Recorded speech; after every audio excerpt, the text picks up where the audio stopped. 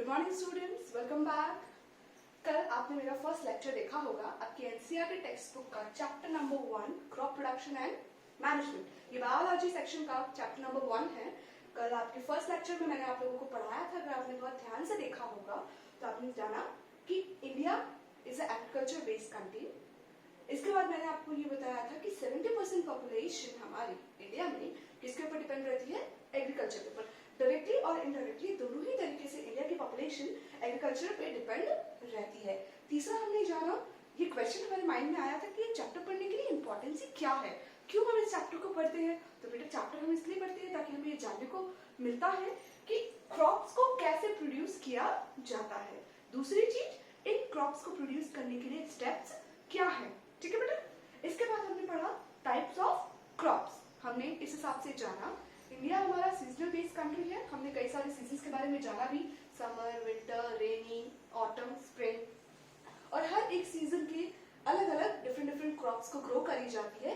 इसीलिए हमने 3 टाइप की क्रॉप्स को भी जाना जो कि बहुत इंपॉर्टेंट है बेटा, खारिफ, राबी एंड जायद क्रॉप। खारिफ क्रॉप की बात करें तो वो होती है हमारी रेनी सीजन में, राबी क्रॉप्स की बात करें तो वो उगाई जाती है विंटर सीजन में, और जायद क्रॉप की बात करें तो वो उगाई जाती है समर सीजन में। ठीक है। और इस हिसाब से इन तीनों सीजनल क्रॉप्स का सोइंग पीरियड और हार्वेस्टिंग पीरियड भी डिफरेंट था।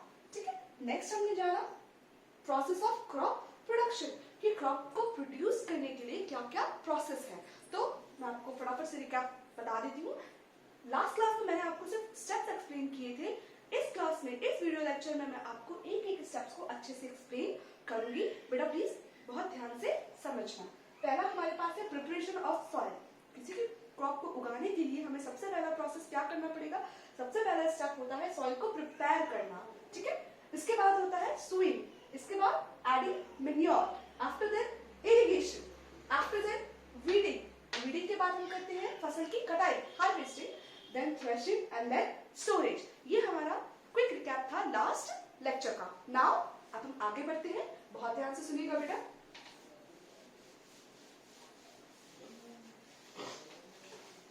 इस लेक्चर में मैं आपको हर एक प्रोसेस को, एक एक स्टेप को अच्छे से एक्सप्लेन करूंगी, स्कूल के पॉइंट ऑफ व्यू से plus competition point of view से। बेटा इसमें से बहुत क्वेश्चंस आते हैं, इसलिए बहुत ध्यान से सुनिएगा।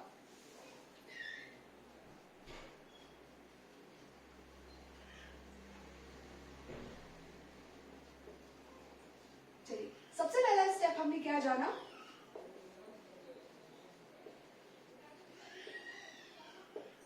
Preparation of soil. ठीक है बेटा। अब प्रिपरेशन ऑफ सॉइल का मतलब सॉइल को प्रिपेयर करना। क्या जरूरत है सॉइल को प्रिपेयर करने की? अगर आपने कभी गौर किया हो, भाई कई बच्चे ऐसे भी होते हैं जो गांव में रहते हैं, विलेज एरिया में रहते हैं, और जो नहीं भी रहते उनको भी पता होगा कि जब बारिश के पानी की वजह से जब जमीन पे अगर पानी पड़ता है तो जमीन कैसी हो जाती है? बहुत हार्ड हो जाती है। अब जब उस हार्ड सॉइल के ऊपर अगर आप बीजों को डाल दोगे तो सॉइल में से पौधे तो निकलेंगे नहीं। क्यों? क्योंकि सॉइल के ऊपर जो सीड्स है वो स्कैटर्ड हो जाएंगे और चिड़िया वगैरह, जो बर्ड्स वगैरह है, उनको इजीली विजिबल होंगे। इजीली विजिबल होने की वजह से वो सारे सीड्स को क्या कर लेंगी? खा लेंगी। चलो, not only birds, rats, paste और जो रॉडेंट्स होते हैं वो भी आसानी से विजिबल होने की वजह से सारे सीड्स को क्या होंगे? खा जाएंगे तो क्रॉप्स का नुकसान किसानों को भुगतना पड़ेगा। इसीलिए बेटा सॉइल की प्रिपरेशन भी जरूरी है। सॉइल को क्या किया जाता है? थोड़ा ऊपर नीचे हो की मदद से या प्लो की मदद से या लेवलर की मदद से सॉइल को थोड़ा सा खोदा जाता है, जिस वजह से जो लोअर लेयर होती है सॉइल की, उसमें बहुत सारे न्यूट्रिएंट्स प्रेजेंट होते हैं, और अपर लेयर में फर्स्ट क्रॉप उगाने की वजह से अपर लेयर में से न्यूट्रिएंट का लेवल कम हो जाता है। दोनों लेवल को मेंटेन करने के लिए, मैन्योर्स और न्यूट्रिएंट्स के लेवल को मेंटेन करने के लिए सॉइल को क्या किया जाता है बेटा? प्रिपेयर किया जाता है। प्लो की मदद से, कल्टीवेटर की मदद से या हो की मदद से खाली खेत पे उसको चलाया जाता है, जिस वजह से सॉइल की जो हार्डनिंग है वो लूज हो जाती है। लूज होने की वजह से जो बड़े बड़े लम्प्स है उनके बीच में एयर भर जाती है। अब एयर भरने की वजह से बेटा द वेरी इंपॉर्टेंट क्वेश्चन कि वो कौन सी एयर है? That is nitrogen. बहुत जरूरी क्वेश्चन बनता है। ठीक है। प्लांट्स के लिए सबसे इंपॉर्टेंट न्यूट्रिएंट है दैट इज नाइट्रोजन गैस, और फ्लोइंग करने के दौरान, सॉइल की प्रिपरेशन करने के दौरान बेटा यही नाइट्रोजन गैस सॉइल के अंदर मिक्स हो जाती है। मिक्स होने की की वजह से जब सॉइल को सो किया जाता है, अब सॉइल के अंदर क्या हो गया बेटा, प्रिपेयर करने की वजह से सॉइल लूज हो गई, लूज होने की वजह से बेड्स बना दिए जाते हैं और इस वजह से सॉइल के अंदर सीड्स को अच्छे से प्लेस किया जाता है और इस वजह से किसी भी बर्ड को या रॉडेंट्स को या पेस्ट को वो सॉइल के अंदर वो सीड है वो इजीली विजिबल नहीं होता और इसीलिए सीड क्या हो जाता है, बच जाता है। एंड देन फिर इरिगेशन किया जाता है, पानी उस पर डाला जाता है और फिर प्लांट अच्छे से जड़ पकड़ लेता है, सॉइल पकड़ लेता है जो रूट्स है और फिर प्लांट अच्छे से ग्रो कर जाता है। ठीक है बेटा, इसीलिए सॉइल की प्रिपरेशन करना जरूरी है। किस पॉइंट ऑफ व्यू से, एक तो सीड्स अच्छे से हम प्लेस कर सके, लगा सके, दूसरा नाइट्रोजन अच्छे से सॉइल के अंदर मिक्स हो सके, एयर बहुत अच्छे से मिक्स हो सके ताकि प्लांट्स को प्रॉपर न्यूट्रिएंट मिल सके। ठीक है बेटा, ये आपको बहुत वेरी वेरी इंपॉर्टेंट है। ठीक है, आपको याद रखना है क्वेश्चन पॉइंट ऑफ व्यू से। चलिए आगे देखते हैं कि सॉइल की प्रिपरेशन किस किस तरीके से करी जाती है।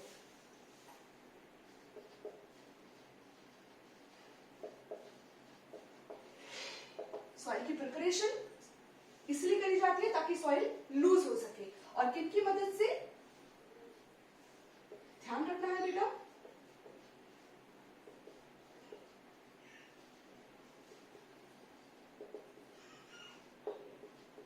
ठीक है।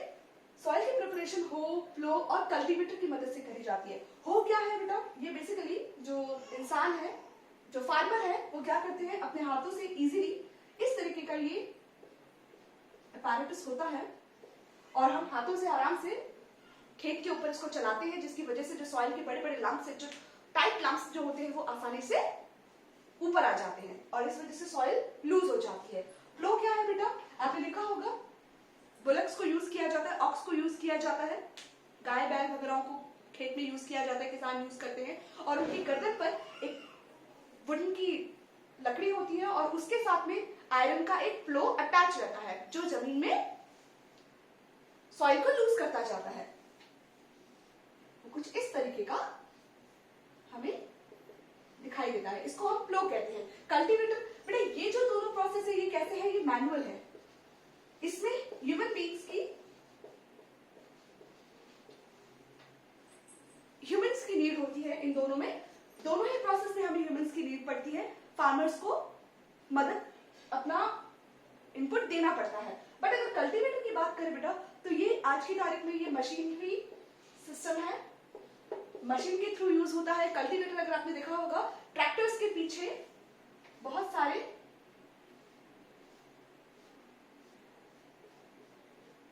आयरन की कॉम लाइक स्ट्रक्चर्स, जैसे कॉम के अंदर बहुत सारे टीथ होते हैं, इस तरीके के टीथ निकले हुए होते हैं आयरन के और बहुत शार्प होते हैं और वो ट्रैक्टर के जस्ट बैक साइड पे लगे होते हैं।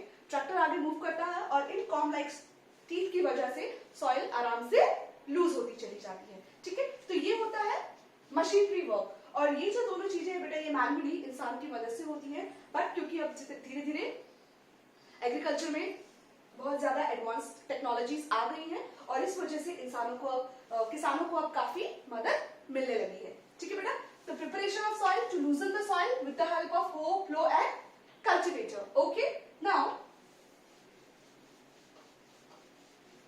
आगे ध्यान से देखिए बेटा, सॉइल की प्रिपरेशन के दौरान हम क्या करते हैं, टिलिंग या फिर लेवलिंग करते हैं। लेवलिंग किससे की जाती है बेटा, वो करी जाती है लेवलर से। समथिंग इस तरीके का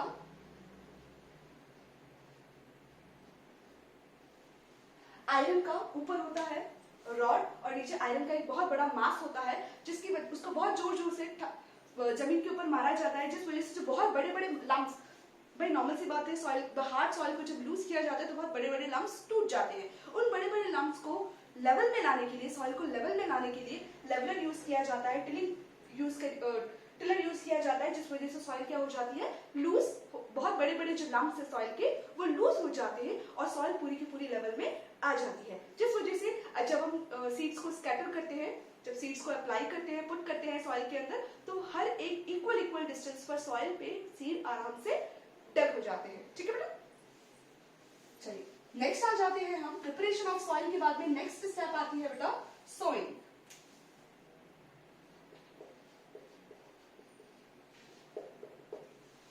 by soil to dig seed, dig or to put seeds in soil. अब हमने सॉइल प्रिपेयर कर ली, ठीक है। अब सॉइल प्रिपेयर होने के बाद में क्या करेंगे, अब हमारा फील्ड अच्छे से प्रिपेयर हो चुका है, सॉइल अच्छे से प्रिपेयर हो चुकी है, लूजर हो चुकी है, एयर मिक्स हो चुकी है। अब हम उसमें क्या करेंगे, सीड्स को पुट करेंगे। अब इसके भी मेथड्स है बेटा, इसके दो मेथड्स हैं, एक ट्रेडिशनल मेथड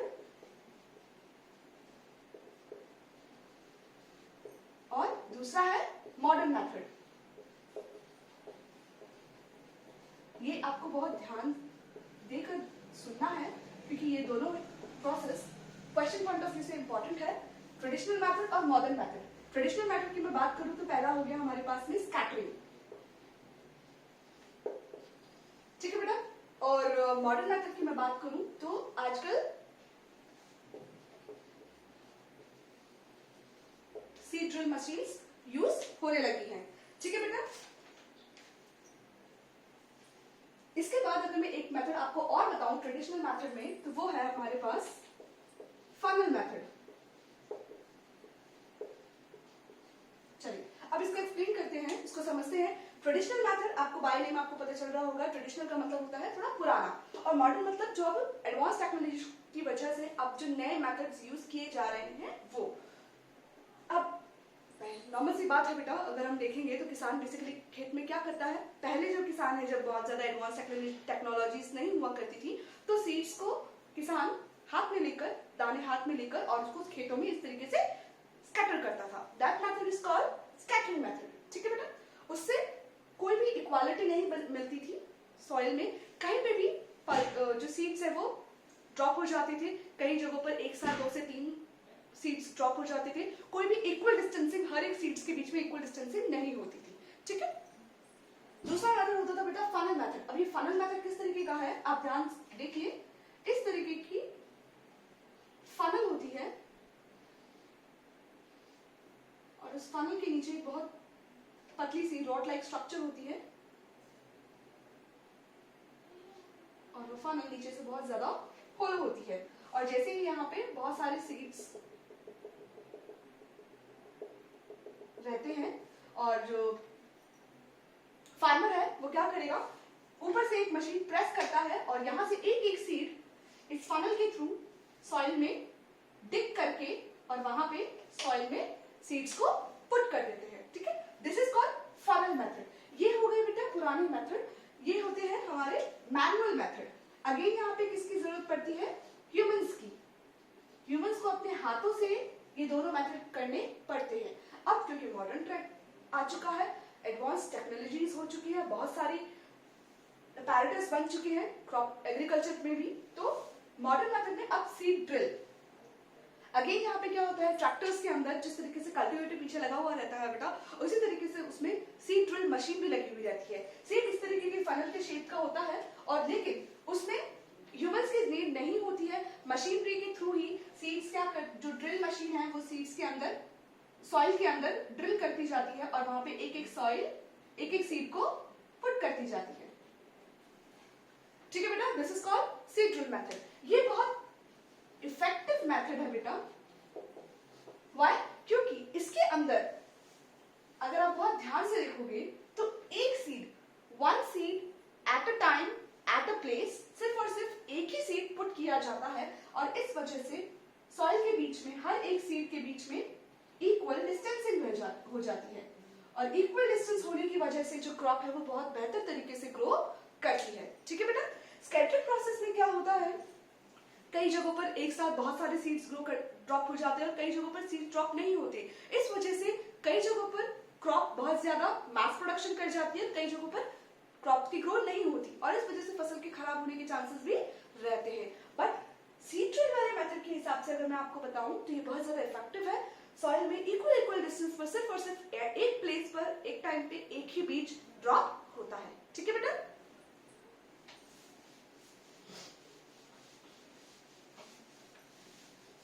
नेक्स्ट स्टेप पे आपको बताती हूँ, सॉइल के बाद में हमने क्या देखा, एडिंग मैन्योर।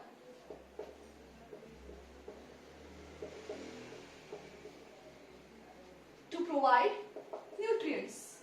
अब सॉइल को हमने अच्छे से प्रिपेयर कर लिया, हमने सीड भी डाल दिया।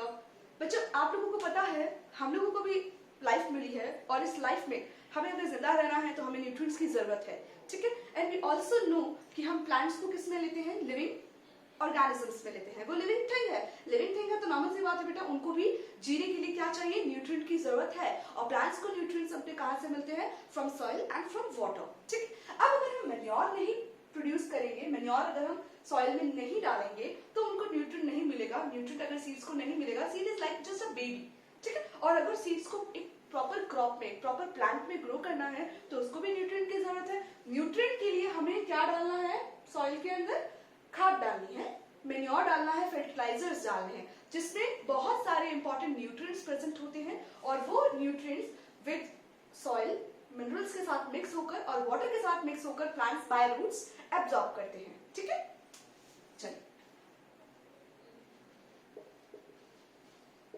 यहां पे आपको ये जानने की जरूरत है कि मैन्योर्स और फर्टिलाइजर के बीच में डिफरेंट क्या है, ठीक है बेटा। ना इंपॉर्टेंट चीज है बेटा, क्वेश्चन पॉइंट ऑफ व्यू से स्कूल में भी इसके रिगार्डिंग डायरेक्ट क्वेश्चन आता है, कंपटीशन पॉइंट ऑफ व्यू में भी इससे क्वेश्चन उठकर आते हैं। मैन्योर क्या है बेटा, ये ऑर्गेनिक केमिकल्स होते हैं। फर्टिलाइजर की बात करें तो ये इनऑर्गेनिक होते हैं, ठीक है। मैन्योर की बात करें तो ये बहुत ज्यादा न्यूट्रिएंट पर्सपेक्टिव नहीं होते, और फर्टिलाइजर्स की बात करें तो ये बहुत ज्यादा न्यूट्रिएंट पर्सपेक्टिव होते हैं, ठीक है बेटा। पर्टिकुलर न्यूट्रिएंट्स से मिले हुए होते हैं फर्टिलाइजर्स।